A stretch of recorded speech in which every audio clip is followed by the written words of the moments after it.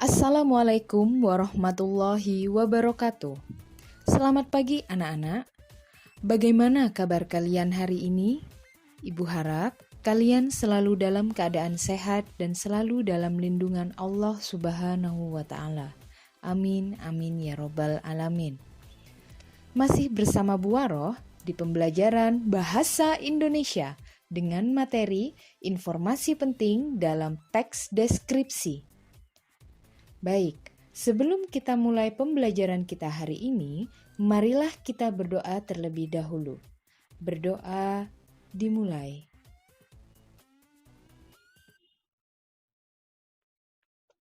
Berdoa selesai.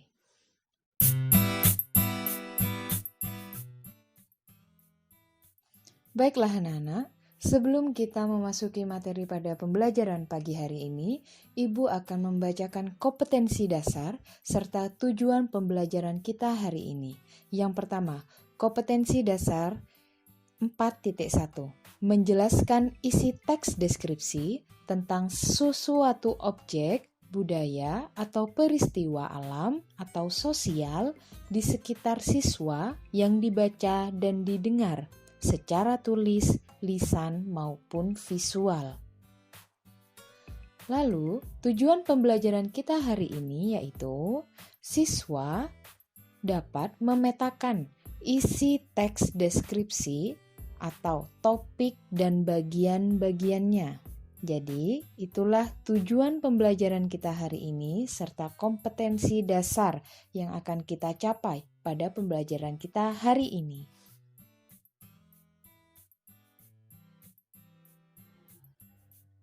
Baiklah anak-anak, kita masuk pada materinya ya. Oke, jadi Ibu harap kalian menonton video ini sampai habis. Materi yang pertama, yaitu informasi penting dalam teks deskripsi.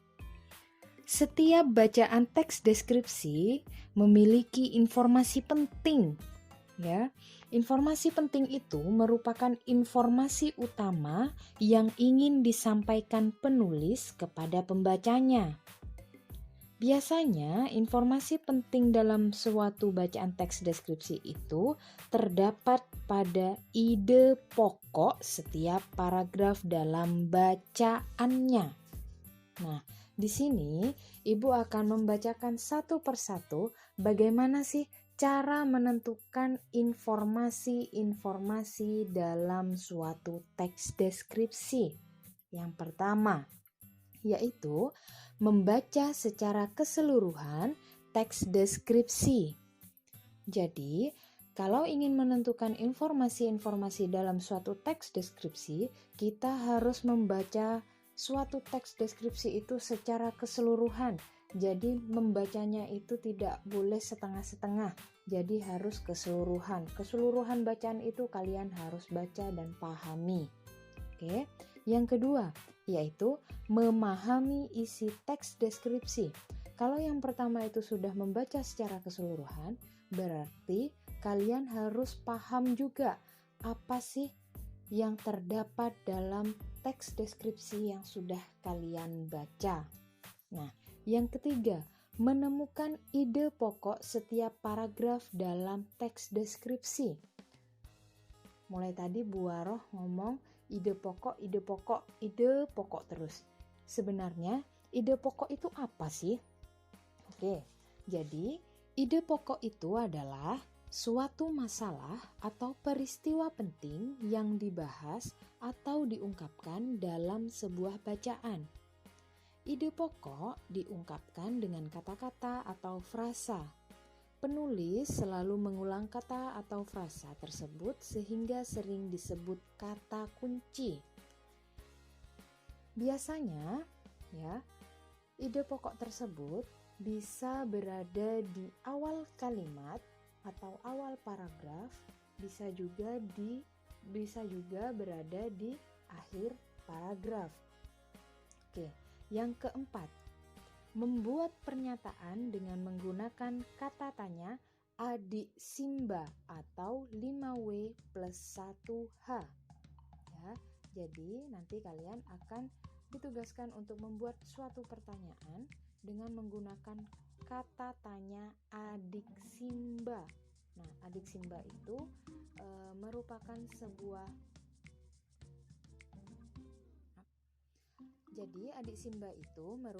sebuah singkatan yang artinya A. Apa, B. Di mana, K.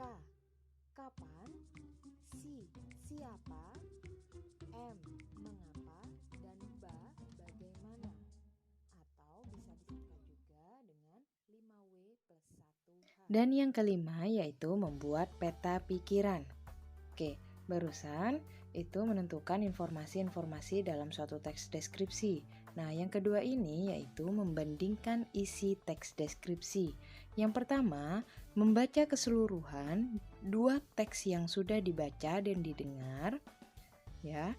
Dan yang kedua atau yang B, menentukan perbedaan yang terdapat dalam dua teks deskripsi yang sudah dibaca maupun didengar. Lalu yang ketiga yaitu sama ya seperti menemukan informasi dalam suatu teks deskripsi. Yang ketiga ini yaitu menemukan ide pokok pada kedua paragraf teks deskripsi tersebut. Nah, anak-anak, kalau tadi Ibu sudah menjelaskan tentang pengertian ide pokok ya. Nah, kalau sekarang Ibu akan menjelaskan bagaimana sih cara menemukan ide pokok. Nah, di sini caranya itu ada 4. Yang pertama, ambil langsung dari kalimat utama. Nanti kita bahas satu persatu. Lalu yang kedua, mengurangi kata dalam kalimat utama. Dan yang ketiga, membalik atau menyimpulkan kalimat utama. Dan yang terakhir, menyimpulkan isi paragraf, ya.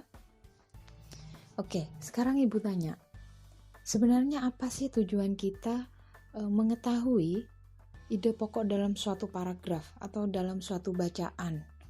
Apa sih tujuan kita? Nah, jadi tujuan kita mengetahui sebuah ide pokok dalam suatu bacaan itu yaitu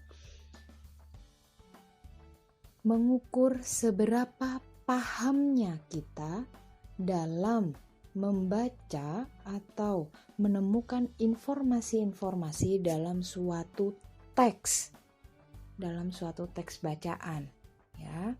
Jadi itu tujuannya.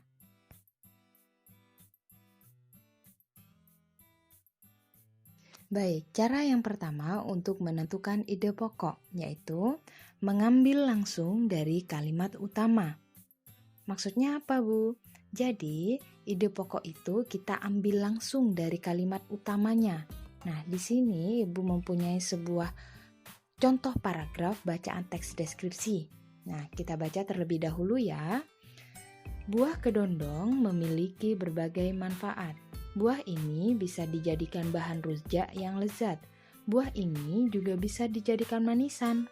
Buah yang rasanya masam ini juga bisa dijadikan obat batuk dengan cara makan daging buahnya yang sudah dicolek atau dilumuri kecap.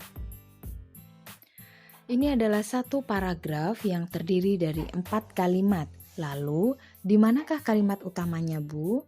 Dari bacaan ini, kita bisa mengambil kalimat utamanya, yaitu kalimat yang paling depan. Nah, kenapa, Bu? Karena satu paragraf ini membahas tentang manfaat kedondong. Jadi, kalimat kedua, ketiga, dan keempat itu sama-sama membahas tentang manfaat kedondong. Berarti, kalimat utamanya itu sudah jelas dari kalimat utama yang sudah kita dapatkan. Nah, apa sih kalimat utamanya yang tadi? Nah, betul. Jadi, kalimat utama yang kita dapatkan yaitu buah kedondong memiliki berbagai manfaat. Nah, itu adalah cara mudah pertama untuk menentukan ide pokok. Cara mudah yang kedua yaitu masih tetap ya menggunakan kalimat utama. Cara yang kedua ini adalah mengurangi kata dalam kalimat utama. Jadi terkadang kalimat utama itu terlalu panjang anak-anak, sehingga kita kurang-kurangi kata dalam kalimat tersebut, sehingga menjadi ide pokok. Nah, di sini saya masih menggunakan paragraf yang tadi ya. Jadi tetap kalimat utamanya. Nah, caranya kita tinggal menghilangkan salah satu atau dua kata untuk membuat ide pokok. Nah, dan di sini saya menghilangkan kata buah. Sehingga kalimat utamanya adalah kedondong memiliki berbagai manfaat, ya. Itu cara mudah yang kedua. Kita sudah menemukan ide pokoknya dengan cara yang nomor 2. Oke, kita lanjut ke cara yang nomor 3. Selanjutnya, cara mudah yang ketiga yaitu membalik atau menyimpulkan kalimat utama.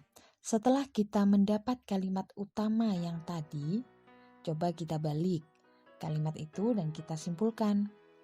Nah, sehingga menjadi ide pokok. Contohnya begini. Buah kedondong memiliki berbagai manfaat. Coba kita balik saja kalimatnya. Sehingga bisa dihasilkan beberapa ide pokok berikut.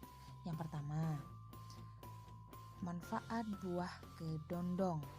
Jadi, kita tinggal membalik kalimatnya saja, ya. Yang kedua, berbagai manfaat buah kedondong. Ini lebih detail lagi ya, karena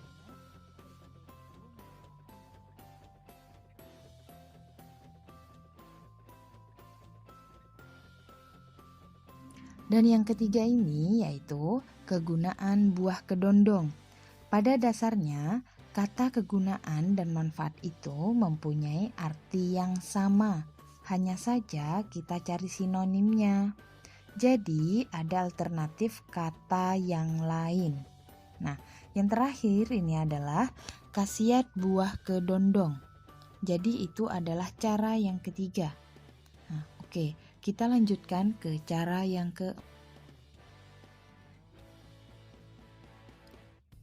Jadi, cara yang terakhir ini adalah menyimpulkan isi paragraf.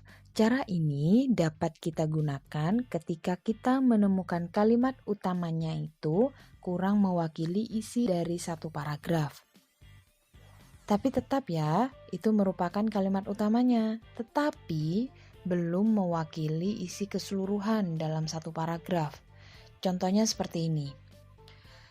Ini adalah hewan berkaki 4. Hewan ini termasuk herbivora atau pemakan tumbuh-tumbuhan.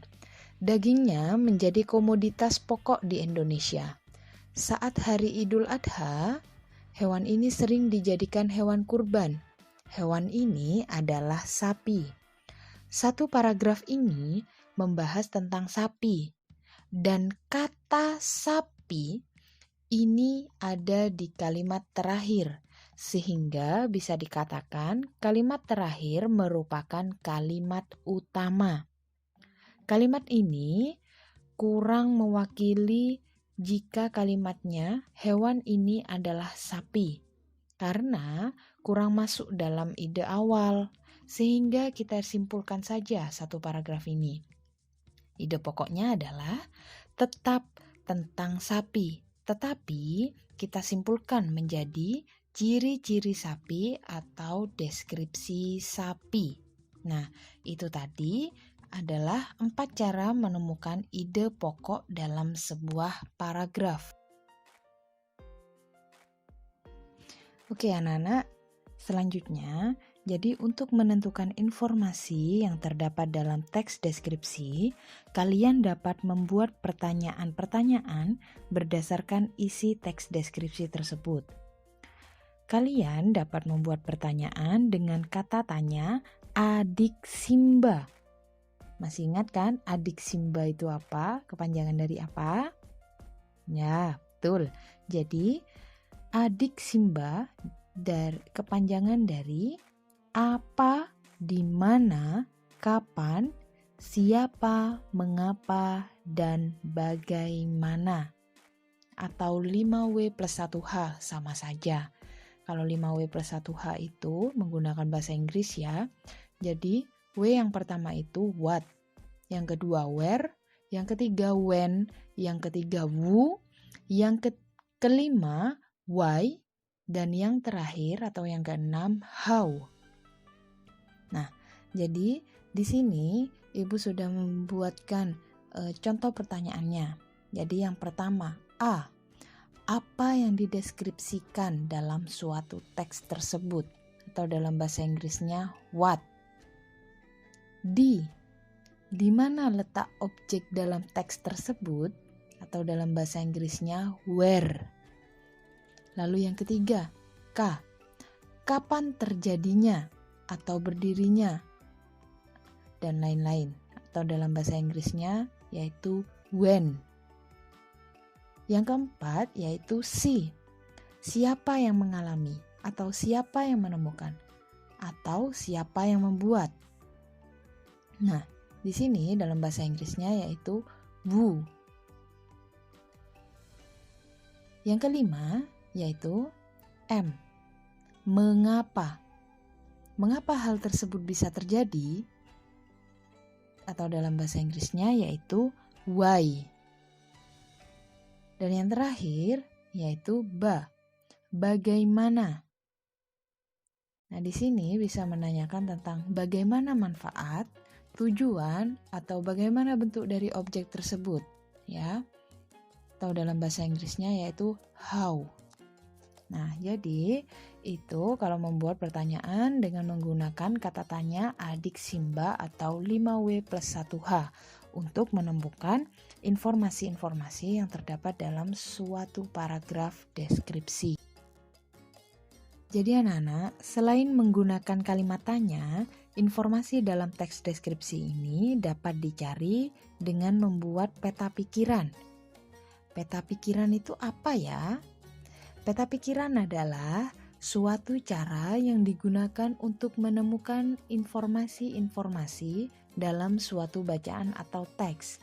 Informasi yang ditemukan dituliskan dalam kotak-kotak peta pemikiran.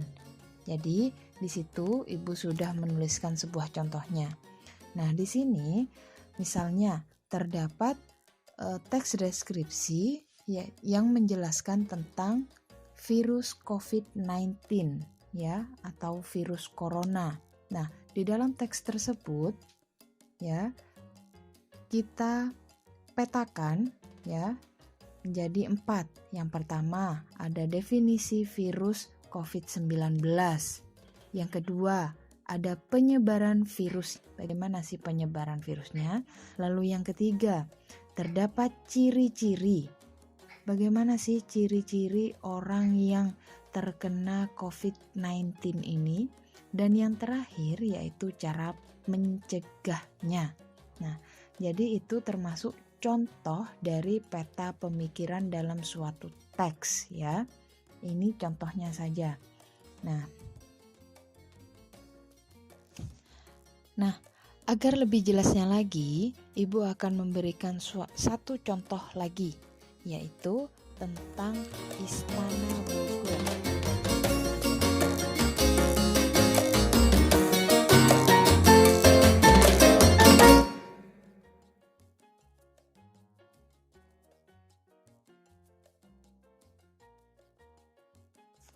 Nah, baik anak-anak, setelah kalian membaca teks deskripsi mengenai Istana Bogor, jadi di sini Ibu memberikan contoh sebuah peta pikiran yang menjelaskan tentang informasi-informasi yang menggambarkan tentang Istana Bogor. Oke, objeknya sudah jelas ya, pastinya Istana Bogor. Nah, lalu informasi-informasi yang terdapat dalam teks deskripsi yang menggambarkan tentang Istana Bogor ini kita buatkan peta pikiran. Jadi di situ terdapat informasi-informasi yang terdapat dalam teks deskripsi Istana Bogor. Yang pertama misalnya letak Istana Bogor, yang kedua tahun pendirian Istana Bogor, lalu sebutan awal Istana Bogor, selanjutnya arti sebutan untuk Istana Bogor, dan lain sebagainya. Jadi itu contoh dari peta pikiran dari Istana Bogor. Paham kan sekarang? Oke, baik anak-anak, sekarang tugasnya. Nah, jadi tugasnya itu adalah yang nomor 1. Silakan baca dan pahami secara keseluruhan kedua teks yang terdapat dalam LKS Bahasa Indonesia kalian. Untuk kelas 7A, silakan dibuka LKS halaman 6 sampai 7. Nah, di situ sudah terdapat tari dolalak dan teks yang kedua yaitu Alif Stone Park, ikon Pulau Natuna yang mempesona. Nah, dan untuk kelas 7B, C, D, dan E silakan membuka LKS halaman 7. Di situ sudah terdapat 2 teks deskripsi. Silakan kalian baca dan pahami secara keseluruhan kedua teks tersebut. Nah, yang kedua, buatlah peta pikiran pada kedua teks tersebut, seperti yang sudah Ibu contohkan tadi. Lalu, kirimkan foto jawaban kalian melalui email saya, ya. Jadi dikirimnya ke email saya.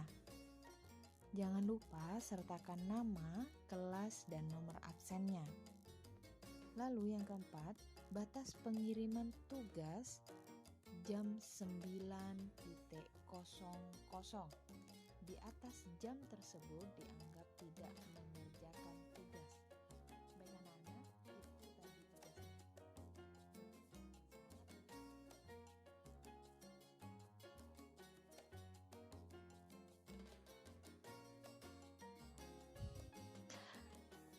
Baik anak-anak, sebelum Ibu mengakhiri pembelajaran pada pagi hari ini, Ibu akan membacakan kesimpulan dari pembelajaran kita hari ini.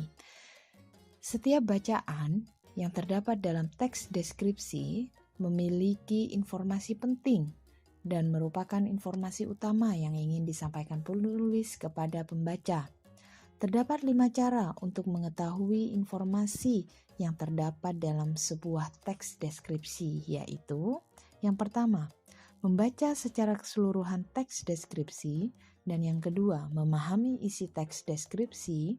Yang ketiga, menemukan ide pokok setiap paragraf dalam teks deskripsi. Yang keempat, membuat pertanyaan dengan menggunakan kata tanya adik Simba atau bisa juga menggunakan 5W plus 1H. Dan yang terakhir yaitu membuat peta pikiran.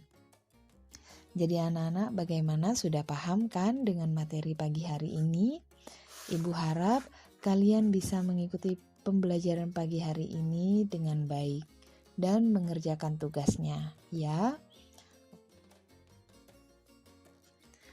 Baik anak-anak, tidak terasa ya kita sudah di akhir pembelajaran. Terima kasih sudah menonton video pembelajaran ini. Tetap semangat, kerjakan tugasnya, tetap di rumah, jaga kesehatan, selalu patuhi nasihat orang tua. Oke, tetap di rumah. Terima kasih. Wassalamualaikum warahmatullahi wabarakatuh.